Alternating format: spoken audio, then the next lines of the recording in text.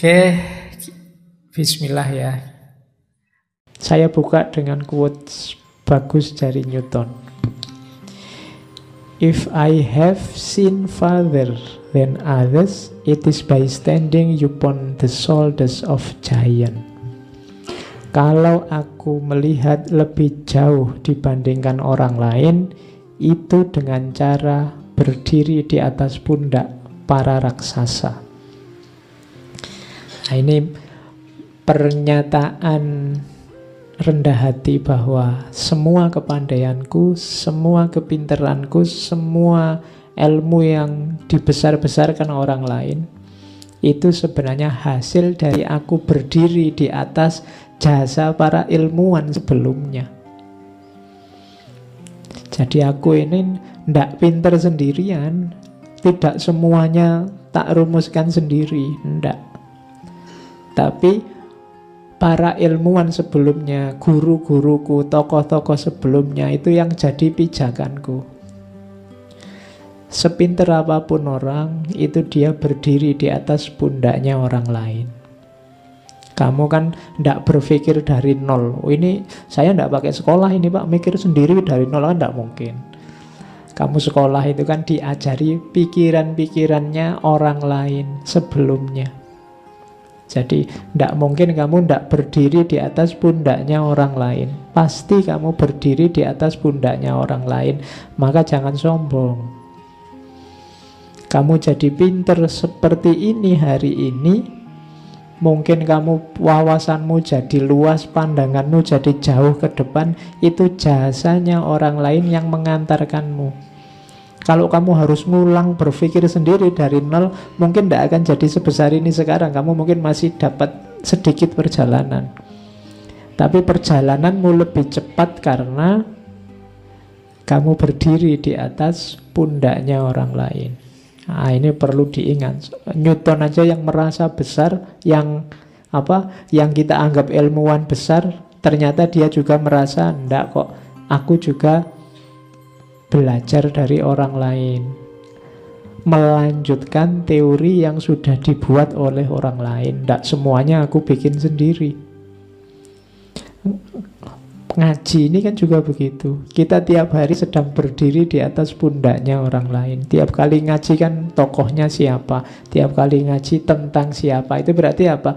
Kita sedang berdiri di atas pundaknya orang lain. Kalau kamu merasa, wah sekarang saya ngerti macam-macam Pak Landa, kamu sedang berdiri di atas pundaknya orang lain. Jadi bukan jasamu sendirian. Nah, jadi pembacaan kita pada seorang Newton, kita awali dari kesadaran bahwa sepinter apapun orang, sedahsyat apapun ilmunya dan jasanya, jangan lupa dia eksis seperti itu karena ada orang lain sebelumnya yang jadi pijakannya. Makanya dalam dunia ilmiah itu ada istilah continuity and change. Sains itu melanjutkan yang lama, and change, dan bikin yang baru, mengubah yang baru. Kalau pakai idiom dalam bahasa Arab kita kenal istilah, di Indonesia juga akrab istilah ini, al-muhafadzatu alal qadim wal akhdhu bil jadid. Menjaga yang lama, mengambil yang baru. Tambah satu lagi, biar nggak cuma mengambil saja, ada wal ijadu bil jadid. Ijad itu bikin yang baru. Jadi ada fungsi kreatifnya. Nah, jadi ilmu kita itu hanya mancik pada pundaknya ilmuwan lain, pundak ulama yang lain. Apalagi dalam agama kita selalu kola siapa, katanya imam siapa, katanya selalu begitu. Itu berarti kita butuh orang lain. Tidak mungkin kita sendirian. Jadi rumus pertamanya itu. Rumus kedua, kalau ini identifikasi dirinya, siapa sih aku? Nah, ini Newton menyatakan, aku tidak mau tahu apa kata orang tentang aku, tapi bagiku sendiri aku tidak berbeda dari seorang anak kecil yang senang bermain di pesisir laut, yang sesekali menemukan batu yang lebih aneh atau kulit kerang yang lebih indah dari biasanya. Akan tetapi lautnya sendiri tetap menjadi misteri yang besar sampai sekarang. Oke, ini kalimatnya agak panjang tapi wisdomnya banyak, hikmahnya banyak. Yang pertama, kata-kata pertama, aku tidak tahu apa kata orang tentang aku. Kalimat pertama ini penting. Konstitusi diri bahwa aku tidak terlalu tergantung dengan komentarnya orang lain. Terserahlah orang mau menganggap aku apa. Mungkin menganggap orang kurang kerjaan. Ilmuwan itu kadang kayak orang kurang kerjaan. Kerjaannya cari masalah aja.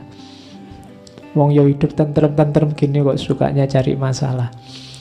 Kerjaannya bikin bingung orang. Kan gitu anggapannya. Pada ilmuwan-ilmuwan itu kadang dianggap orang aneh, orang unik.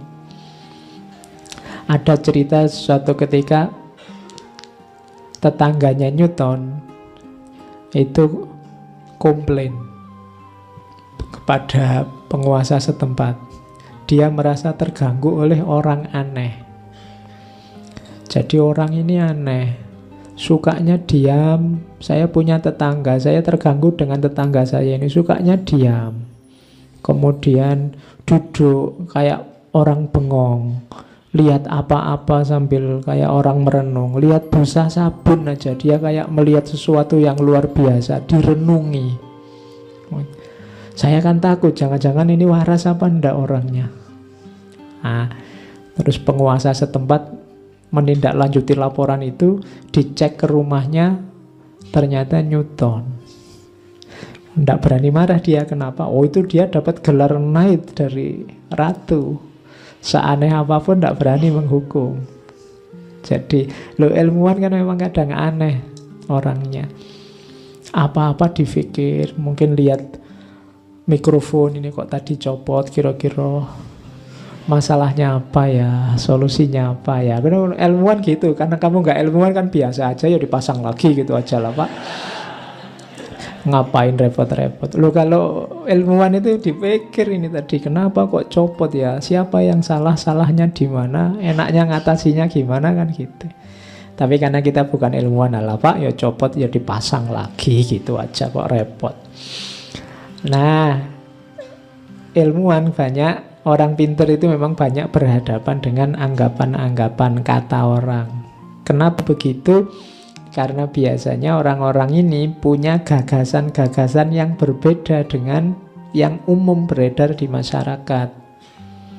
Karena berbeda, sering dianggap aneh. Yang lain ngomong apa, dia ngomong apa. Itu yang terus dianggap aneh.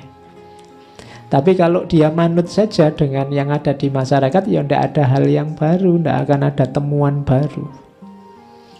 Maka kata Newton, aku tidak mau tahu apa kata orang tentang aku. Ini maksudnya bukan cuek, karena kalau mendengarkan kata orang, mungkin tidak lahir orang sebesar Newton. Newton ini kan sering dirasani orang karena cueknya tadi. Cuek dan pendiam, itu susah lagi ya. Ada satu ketika Newton ini ikut seminar. Seminar isinya ilmuwan-ilmuwan besar, dia yang paling menonjol, orang menunggu-nunggu fatwanya, menunggu-nunggu ceramahnya Newton. Tapi dia tidak ngomong apa-apa. Waktu dipersilahkan naik ke panggung, dia cuma bilang gini, saudara-saudara, jendela di pojok itu terbuka, jadi anginnya masuk berisik, mbok yo ditutup aja. Dia cuma ngomong gitu, terus pintunya ditutup, dia turun, sudah diem sampai seminarnya selesai. Jadi orang-orang cuma geleng-geleng kepala, ini diundang jauh-jauh cuma hanya ngomong tentang jendela tok itu. Itu gaya nih Newton, memang begitu orangnya. Jadi cuma ya memang karya-karyanya luar biasa.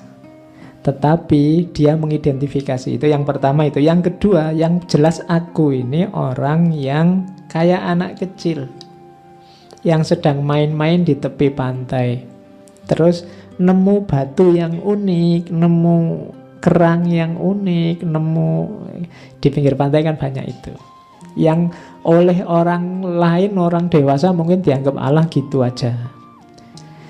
Ilmuwan itu kan begitu, nemu menghasilkan sesuatu yang orang lain semula dianggap biasa, padahal itu indah, padahal itu luar biasa.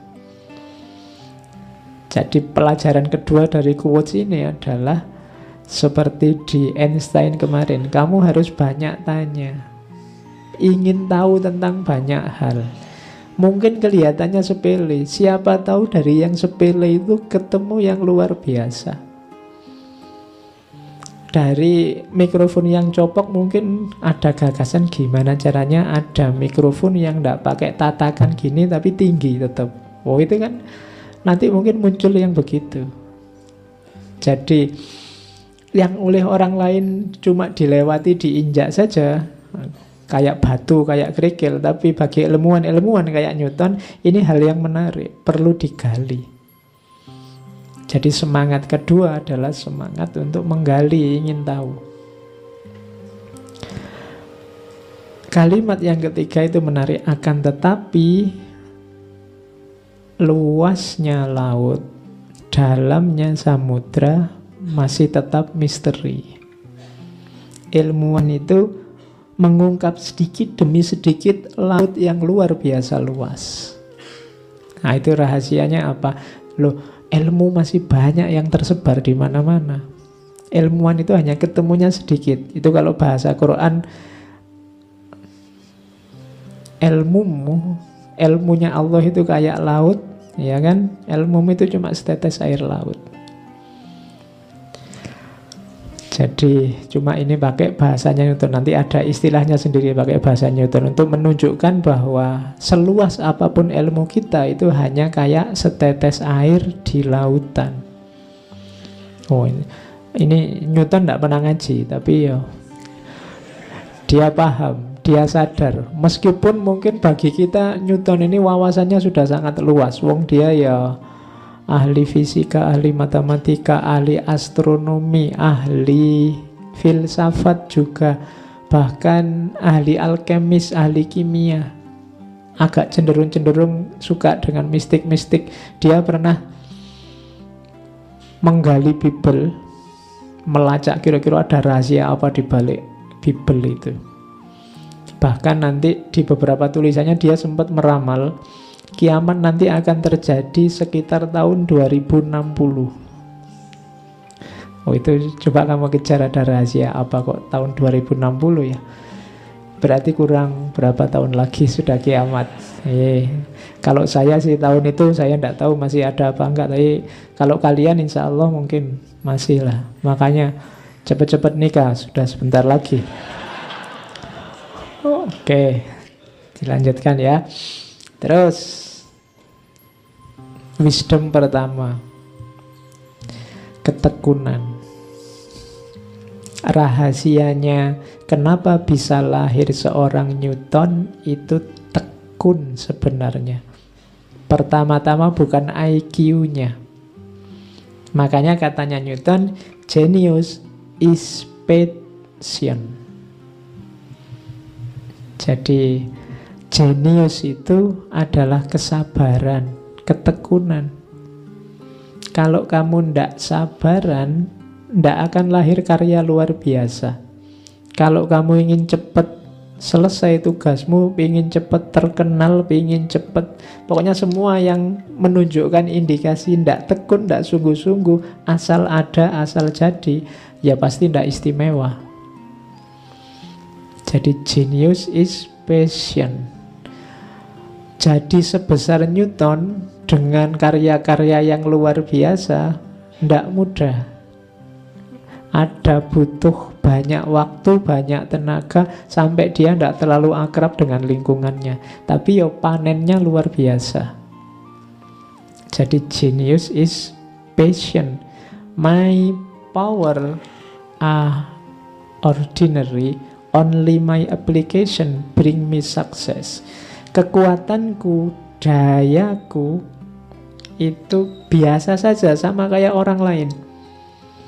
Waktunya juga sama, tenaganya juga sama. Kemampuan berpikir mungkin ya tidak sedahsyat Einstein kalau diukur IQ-nya kemarin.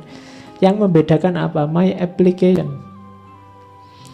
My application itu bukan kok terus aplikasi di HP-nya. Ya, tapi tindakannya, perilaku-perilakunya, kebiasaan-kebiasaannya, itu yang mendorong dia sukses. Hobi membaca sejak kecil, oh itu sukses sudah. Tekun, mau eksperimen macam-macam, oh itu pasti hasilnya luar biasa. Jadi tidak males, oh itu juga hasilnya pasti luar biasa. My application. Kalau sekedar power, sekedar kekuatan, sekedar potensi, kita semua mungkin sama, mirip-mirip saja. Waktu kita sama. Tenaga mungkin kalian yang masih muda mungkin lebih kuat daripada saya. Secara ordinary kita sama sebenarnya. Einstein, kok Einstein? Newton juga begitu. Sama. Cuma tabiat hidupnya, kebiasaannya itu yang berbeda. Maka kalau kalian ingin tahu besok kalian akan jadi apa di masa depan, itu kuncinya sebenarnya bukan besok tapi sekarang. Kebiasaanmu sekarang apa? Kalau kebiasaanmu sekarang itu saja, yo masa depanmu tidak akan jauh dari itu tadi. Jadi mulai kalian bangun sekarang. Kalau tidak dibangun sekarang ya masa depanmu tidak akan jauh-jauh amat dari sekarang. Jadi kuncinya sekarang. Bikin application untuk hidupmu sendiri sekarang. Apa bisa Pak? Bisa. Powermu sama dengan semua orang yang lain. Makanya saya sering memprovokasi, coba kalian baca sejarahnya tokoh-tokoh besar, terus lihatlah orang-orang besar itu seusiamu sudah ngapain. Coba kamu baca sejarahnya Pak Soekarno, presiden pertama. Seusiamu zaman dia mahasiswa, itu apa yang dilakukan, sudah berprestasi apa, sudah melakukan apa. Tokoh siapa, sudah tinggal kamu tunjuk, kemudian kamu bandingkan dengan hidupmu sekarang. Oke, jadi pelajaran kedua dari Newton bukan powernya, tapi application-nya.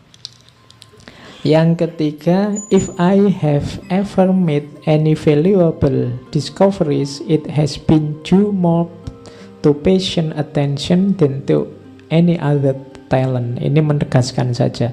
Jika saya bisa membuat penemuan yang berharga, itu karena adanya perhatian yang sabar, bukan karena bakat lainnya. Jadi perhatian yang sabar itu ketekunan. Jadi ternyata lebih banyak jadi kunci adalah ketekunanmu. Kalau dalam agama sering saya pakai istilah istiqomah. Keistiqomahanmu dalam kebaikan, dalam belajar, dalam berusaha, itu nanti yang jadi kuncinya.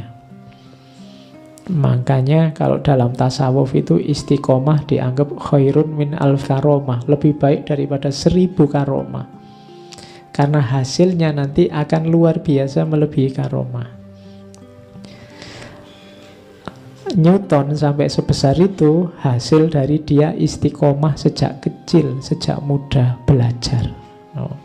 Jadi kamu nanti boleh nulis penelitian tentang Newton dan rahasia istiqomahnya. Nah, oke, ya, itu kalimat dari Newton sendiri. Newton was asked how he discovered the law of gravity. He replied, by thinking about it all the time. Ada orang tanya Pak Newton, gimana sih kok tiba-tiba ketemu dengan hukum gravitasi? Ya dipikir. By thinking about it all the time. Ya dipikir terus, direnungi terus, dianalisis. Jadi tidak datang tiba-tiba. Jangan nunggu, saya nunggu ilmu laduni aja Pak, siapa tahu ya. Tidak datang-datang kalau kamu modelnya begitu. Harus kamu berusaha, kamu kejar. Ya pasti nanti ada peran yang di atas. Tapi yang jelas kamu harus berusaha. Ya peran yang di atas itu kan sering saya contohkan. Newton itu sejak kecil sampai usia mahasiswa pasti kan juga sering lihat barang jatuh. Tapi kenapa munculnya ide mungkin ada gravitasi? Itu ketika dia kejatuhan apel umur 23 tahun itu. Nah, itu pasti ada peran yang di atas. Dimensi intuitif ilahiyah ikut main. Tapi kan terus dia pikirkan sendiri, dia renungi kenapa kok bisa begini ya. Rumusnya dia bikin dan seterusnya. Jadi ya berpikir. Kayak di kalimat yang kedua itu, I have studied this thing you have not. Itu kayak orang, Newton kamu kok pinter banget ya, rahasianya apa? Ya karena aku sudah belajar, kamu belum. Jadi sederhananya cuma itu. Jadi jangan heran dengan, wih orang ini kok pinternya luar biasa ya. Kuncinya cuma satu, beliau-beliau sudah belajar, kamu belum, kan cuma itu aja. Kamu kan bisanya cuma kagum, wah ilmunya tingginya luar biasa, wah kamu cuma gitu dok. Kamu wah terus, ya mbok belajar gitu loh. Pangkas jaraknya biar nggak terlalu jauh, biar kamu nggak terlalu wow. Jadi sebenarnya rumusnya sama ya, karena beliau-beliau itu yang pinter-pinter, para ulama, para ilmuwan, ya belajar mereka. Coba kamu baca bagaimana tirakatnya mereka untuk belajar, untuk hafalan, untuk menjelajahi kitab demi kitab. Oh, itu berat. Kamu enak tinggal mendengarkan, menerima hasilnya. Itu pun kamu wah terus. Mbok ya dikembangkan kayak tadi Newton. Aku berdiri di atas pundaknya orang-orang besar. Sekarang kan gampang kamu nyari orang-orang besar, tinggal buka YouTube. Manfaatkan itu untuk kamu kembangkan lebih jauh. Jadi jawabannya Newton sederhana, I have studied this thing you have not. Dan sarannya Newton, if others would think as hard as I did, then they would get similar result. Kalau ada orang lain yang berpikir sekeras aku berpikir, maka mereka juga akan melahirkan, akan mendapatkan hasil yang sama. Tidak usah khawatir. Kalau kamu seserius Newton berpikir, insya Allah hasilnya juga sebesar gagasannya Newton.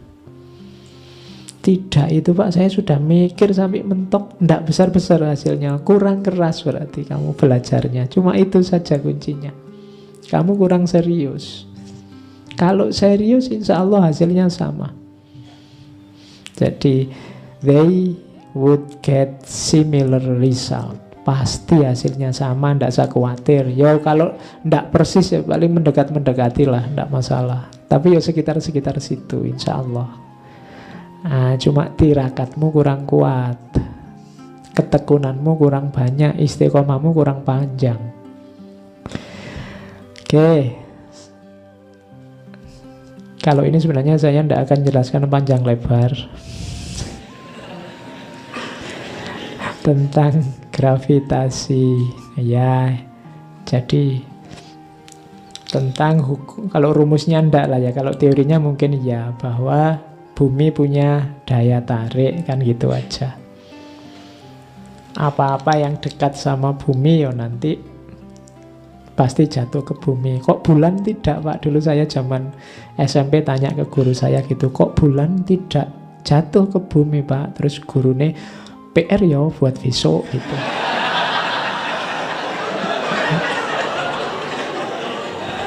Oke. Lo ya ndak apa-apa, gurune berarti jujur. Itu namanya kualik, murid ngekei PR gurunya. Ya akhirnya ya dijawab besoknya. Karena istimewa pertanyaannya sampai jadi PR, saya ingat sampai sekarang.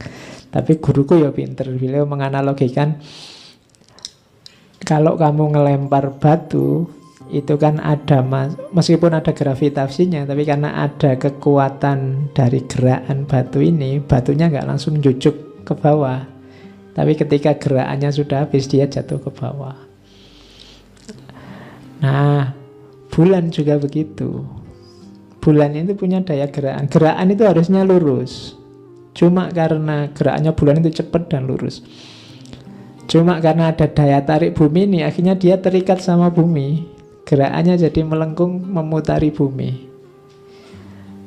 Dan mungkin ini yang disebut oleh Newton rahasia hukum alam itu kan. Bulan ini kalau gerakannya lebih cepat sedikit, mungkin dia bisa mental keluar dari orbit bumi, sudah tidak dikuasai bumi lagi. Tapi kalau dia lebih lambat sedikit, dia akan jatuh ketarik gravitasinya bumi. Jadi putaran geraknya ternyata pas persis. Itu rahasia teori gravitasi. Dan itu yang bisa mikir sampai sejauh itu ya orang kayak Newton ini. Oke, dan itu berlaku untuk semua planet-planet yang lain dengan orbitnya. Makanya nanti kalau kiamat kan sebenarnya gampang bikin kiamat itu. Tinggal misalnya bulan dipercepat sedikit geraknya, dia lepas. Kemudian apa diperlambat dikit terus jatuh ke bumi. Oh, gampang kiamat itu tidak ribet. Bagi yang menguasai kiamat. Jadi itu contoh teori gravitasi. Rumusnya itu. Kalau di situ saya kasih contoh. Iya. Saya bayangkannya itu kalau ada cowok beratnya 40, kan gravitasi itu tergantung berat dan jarak. Itu kalau ada cowok beratnya 40 kilo, cewek 30 kilo. Terus kira-kira daya tarik menariknya berapa ya? Iya. Itu kalau pakai rumus hasilnya kayak gitu. Nah, ya kamu hitung sendirilah nanti. Kamu copy sendiri filenya. Jadi ini kan dari sini ke sana sekitar 2 meter, anggap begitu ya. Kamu beratnya 40, yang sana 30. Itu kira-kira gaya tarik menariknya, kekuatan Newton, gaya gravitasi berapa ya? Oke, yaitu contoh awur-awuran aja. Makanya kalau kamu pengen gravitasinya agak berat ya, kamu agak gemuk sedikit. Nanti kalau kamu kurus, nanti kayak bulan tadi. Kamu tidak deket-deket, cuma mengorbit sekitarnya aja. Iya. Kamu cuma muter aja. Tidak nembak-nembak, ditunggu-tunggu kok muter wae. Iya. Jadi makanya kalau ada yang bilang aku adalah rembulanmu, berarti nggak nempel-nempel ya, pokoknya berjarak terus, tidak ketemu-ketemu. Oke, ini saya masukkan karena ini termasuk teori yang paling utama dari Newton. Sama teori gerak. Ini ada rumusnya fisika. Cuma ini sebenarnya bisa juga kita pakai untuk kehidupan kita sehari-hari. Jadi hukum gerak yang pertama itu kan selama tidak ada resultan gaya yang bekerja pada sebuah benda, maka benda itu akan selalu dalam keadaannya. Yang diam akan diam, yang gerak juga akan bergerak, konstan. Hidup kita sebenarnya juga begitu. Kalau tidak ada gaya yang masuk padamu, resultan, mungkin bahasa hari ini ada motivator kah, ada ilmu baru kah, ada apakah yang masuk padamu, ya kamu pancet. Tidak ada yang membuatmu bergerak. Tidak ada yang membuatmu dari diam jadi gerak atau dari gerak jadi diam. Butuh resultan, butuh pendorong. Jadi kalau kamu merasa, Pak, hidup saya kok stuck gini, Pak, tidak maju-maju sejak dulu, mungkin kamu butuh pendorong. Nah, ya. Entah pendorong dalam bentuk apa. Ya mungkin motivator, mungkin pacar, mungkin pokoknya kamu butuh yang bisa membuatmu bergerak. Nah, itu yaitu tafsir jauhnya hukum gerak. Percepatan pada sebuah benda sebanding dengan resultan gaya yang bekerja pada benda tersebut. Geraknya secepat apa yang tergantung kekuatan yang bekerja yang membuatmu bergerak. Oke, jika dua benda berinteraksi, gaya yang dilakukan oleh benda pertama pada benda kedua sama dan berlawanan arah dengan gaya yang dilakukan oleh benda kedua pada benda pertama. Ya contohnya kalau kamu main sepak bola, gaya kakimu dan bola kaki, nah itu nanti pakai teori ketiga ini. Oke, saya akhiri sekian. kurang lebihnya mohon maaf. Wallahul muwafiq, wallahu a'lam bissawab. Wassalamualaikum warahmatullahi wabarakatuh.